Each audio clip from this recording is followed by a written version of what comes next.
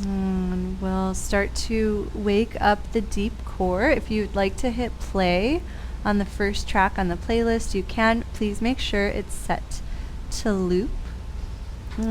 Let's all gently reach the hands towards the heels and just become aware of the curves of the spine. And it's natural that the low back arches slightly away from the blanket, but sometimes it overarches. So play with pushing the feet forward away from you, and notice how that helps you lengthen the spine.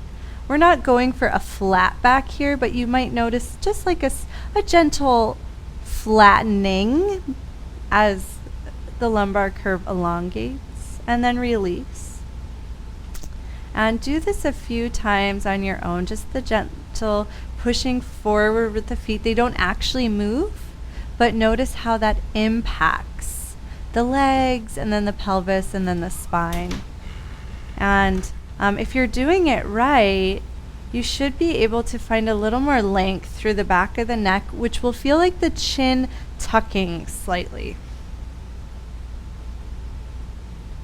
And the next time the feet press and the spine lengthens, pause there and let the natural breath flow, and notice what muscles are engaging in the deep abdominals to prevent the low back from arching. You might even feel like it's a little bit harder to breathe with that musculature on. There's a little bit of restriction, which is actually completely healthy and beneficial. And then the next movement is really, really subtle. Without letting the pelvis move, take the weight out of the right foot. It's still touching the earth, but it's almost like it wouldn't leave a footprint. Notice what muscles turn on or increase but are already on, and then release. And take a few of these unweights from left and right. I like to sync this with my breath, exhaling as I take the weight out of one foot. And you might be surprised by the amount of deep but subtle effort that's required for this unweighting. Also, give yourself permission to change where the feet are. Perhaps they're asking to go a little wider, left and right, or forward. This next one's up to you. You can keep alternating, or you can play with unweighting both feet at the same time. That is twice as much weight, so you might notice that that's not sustainable for you, which is totally fine. Then just go back to one at a time.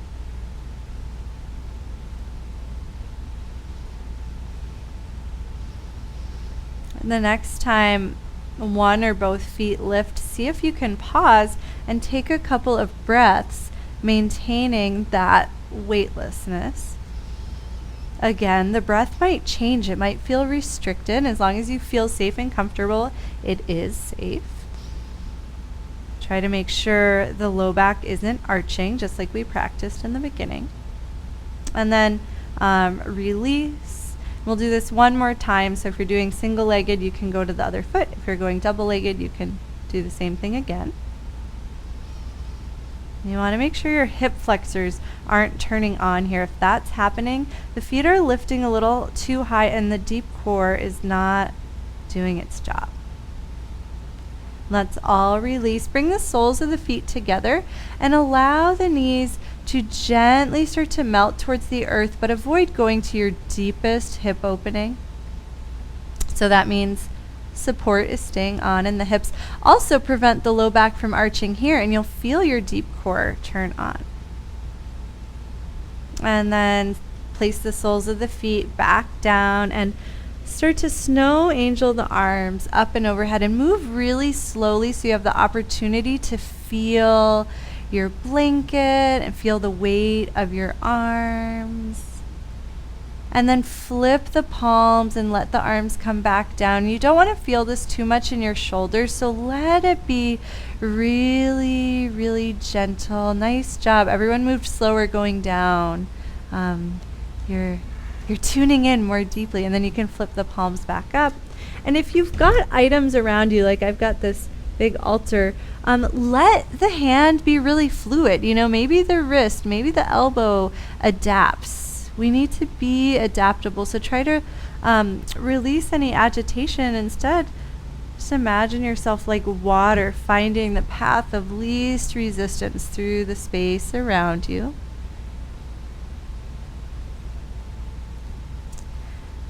And we'll all meet with the arms overhead, but there's no need to rush to get there. And when you find yourself there, just pause for a moment. Let the elbows soften, let the shoulders be soft, and then keeping the pelvis anchored, start to windshield wiper the knees from side to side. And pelvis anchored means the knees aren't going to go very far. Right? So Diana, release the pelvis down, keep it touching the earth, and then just let the knees go from side to side. Yeah, awesome. So you might feel a little more core support as you do that.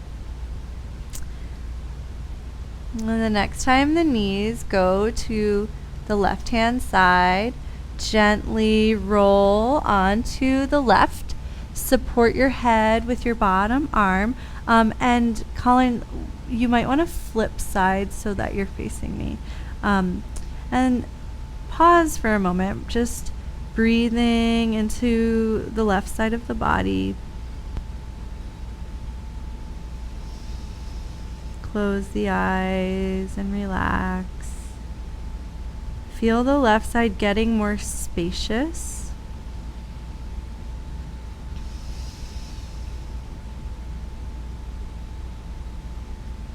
And then gently start to melt forward just a little bit and melt back just a little bit.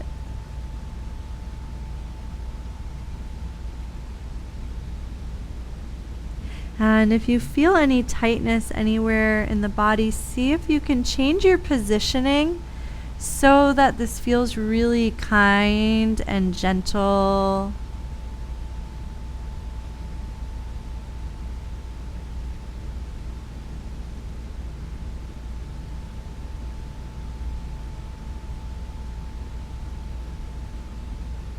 And then let the bottom arm slide out in front of your head. Stack the arms and gently start to bring elbows and knees towards one another, but just a few inches. And then start to reach everything out, but you don't have to straighten out completely. And we'll take a few of our protozoa pulses, just letting the whole body gently undulate and work together. And the goal here is to not feel one part in isolation, but to just imagine you're a single-celled organism. And at first, everything contracts, and then everything expands. And I guess by everything, I mean the one thing. And the next time you're moving in the direction of expansion, try to tune into that subtler quality. The bottom arm can eventually go underneath the head again, and feel that reaching out physically, but then also on a deeper level. And it is hard to balance here, so have some compassion for yourself, but eventually try to straighten out. It helps to flex the feet. And notice the little wiggles and wobbles as your body tries to figure this position out. Take a couple of natural breaths. And then push down into the bottom arm and notice how the head and the top arm get light and you can float effortlessly, and then release, and try that a couple times. Less is more. You don't want the bottom arm doing too much work either. Just feel the whole body becoming a little more spacious as you push down and expand upward. And then release the upper body. Let's try the same thing with the legs. So push down in the bottom leg. Let the top leg float. And take a couple of those. You can sync it with your breath, exhaling to float or doing whatever feels best for you. And the next time the leg floats, add in the arm and see if you can relax and breathe. And then release everything down. Bend both knees like you're going to do another protozoa pulse, but we're going to add on to this. So squeeze elbows and knees together. And then as you go into that second action of lengthening out, start to sweep the top arm down and back, opening into a twist. And then go back into the protozoa action of squeezing elbows and knees together. And now that lengthening action lengthens you and spirals you at the same time. And if this isn't comfortable on either of the shoulders, you can go back into the initial protozoa pulse. If you are spiraling here, try to feel how the reaching slightly down of the knees allows that top shoulder and top arm to reach in the opposite direction. You can feel that X across the body. Try to resist the urge to go far into the twist and instead try to feel how the whole body is connected and united, and that deep core that you've been waking up is supporting you. The next time you start to spiral open, let your body soften and melt so that you're in the spiral, gently twisting, and the top shoulder can make its way to the earth. Gaze up, gaze to the right. Let the knees float if they need to. You don't want to, you want the body to feel connected and not like the pelvis and shoulder girdle are separate.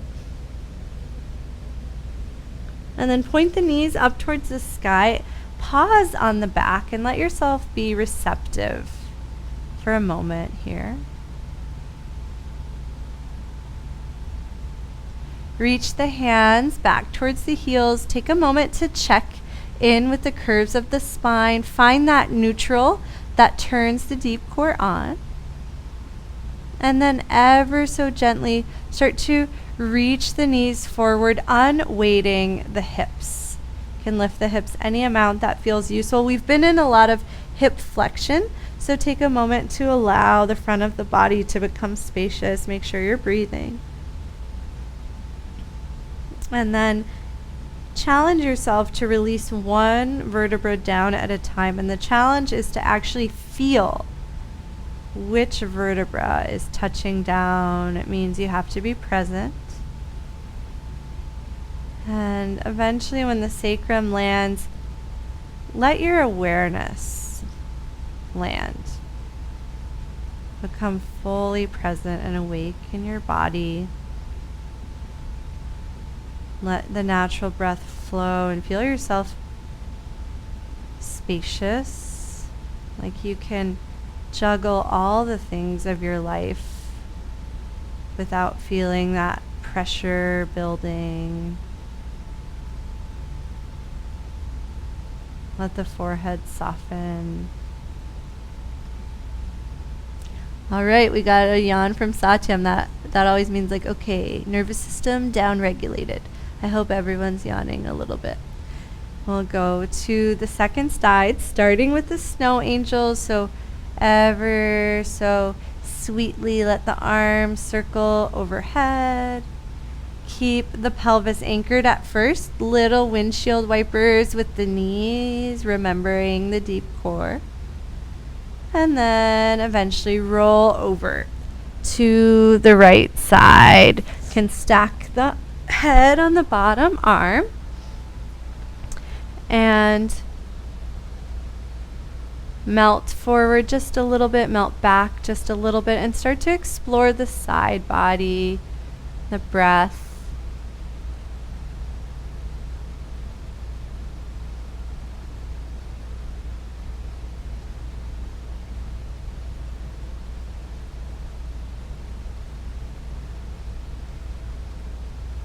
And the next movement is the protozoa pulse. So bottom arm slides out, so the head has to release a little bit. Arms stack, and then just gently squeeze elbows and knees towards one another, feeling the whole body connect and condense. Then the whole body lengthen.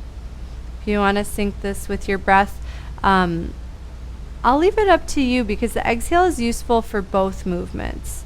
Can actually be extra interesting to exhale as you lengthen out, but there's no right or wrong.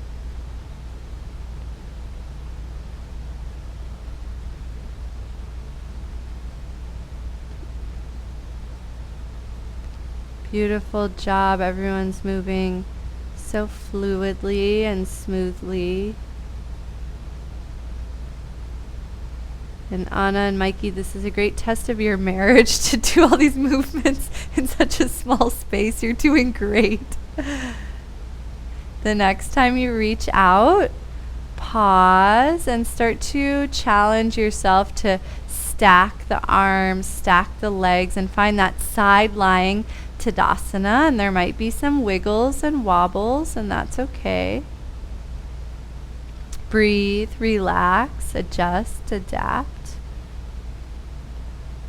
And then as you're ready, it doesn't have to be yet, but the next thing is playing with pushing the bottom arm down into the earth and letting head and top arm float, and then releasing. And take as many of those as is useful to you, and then eventually you'll swap to do the same thing for the leg, and then eventually you can play with both at once.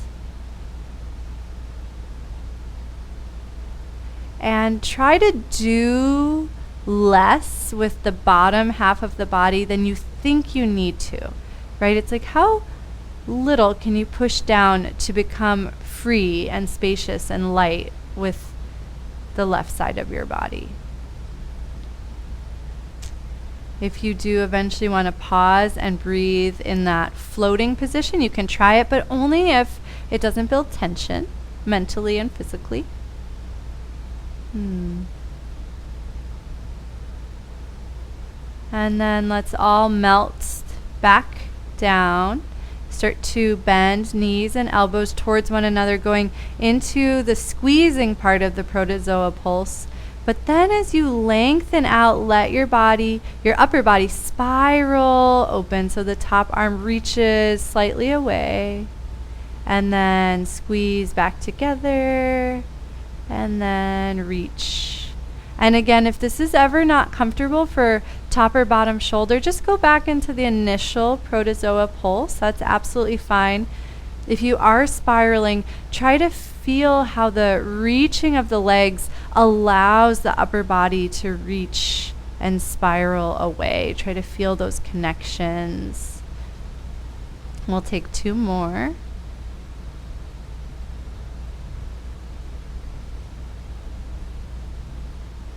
And then the next time you spiral open, get really soft and fluid so that that top shoulder can melt towards the earth. The knees can lift any amount that makes this more integrated and gentle. Gaze up or at the left arm. And then just breathe softly into the twist. And then point the knees up towards the sky, roll onto the back, reach the hands towards the heels. Imagine you're jumping with the feet. Take some jumps and just let the feet land wherever they naturally want to land. And then the next time they land, see if it's a comfortable place for your bridge pose. Reach the knees forward, unweight the pelvis nice and slow. And then melt one vertebra down at a time.